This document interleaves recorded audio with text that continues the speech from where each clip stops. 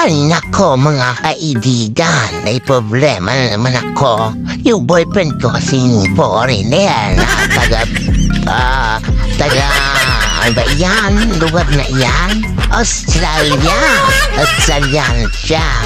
Ay dadalaw sana sa Pilipinas. Ang problema nga lang ay narinig niya at nabasa niya ang balitang aray. Kaya nga ay dito sa nakasulat, basahin ninyo. Ang Manila raw ay pinakaalit pang rimasa. Mas nakakatakot na lugar para sa mga turista.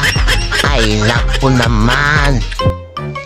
Bago kinatakutan ulit yung mapa doon ng Pilipinas. Ay at bakit daw ganoon ang korte? Aba, bakit daw kakaiba ang korte?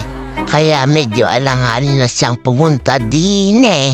Paano kami magkikita? Naku po. Bago pa ka mo niyan eh. Balak sanang dalhin yung aso niya din sa Pilipinas. Dahil yun ay dog lover. Ang bago nakita niya sa post na may nag-post ng ano daw ba ire? Ay ribay aso ba?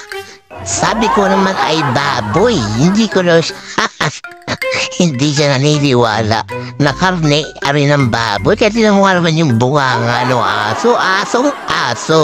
Asong talaga siya, hindi siya baboy. Kasi natakot na sa Pilipinas. Sabi ko, hindi yan dito, hindi yan sa bansang ito, sa ibang lugar yan. Pero ang totoo naman talaga, ang Pilipinas ay mahilig sa asusena. Bago pa ang pagkababa ng airport, ay yan rin mukha ang makasalubong mo. Ay naku po, talagang magdududa ka. Pero ika nga hindi naman sa mukha ng tao nakikita ang pagkatao nito.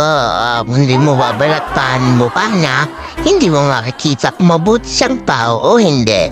Kaya sa totoo lang po ay huwag tayong bumase sa pagmumukha ng tao. Kahit pamaska ng mukha, hindi ibig sabihin na siya ay masamang tao na.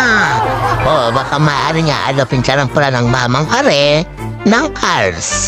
Kaya kung nauhaw ka, inom na.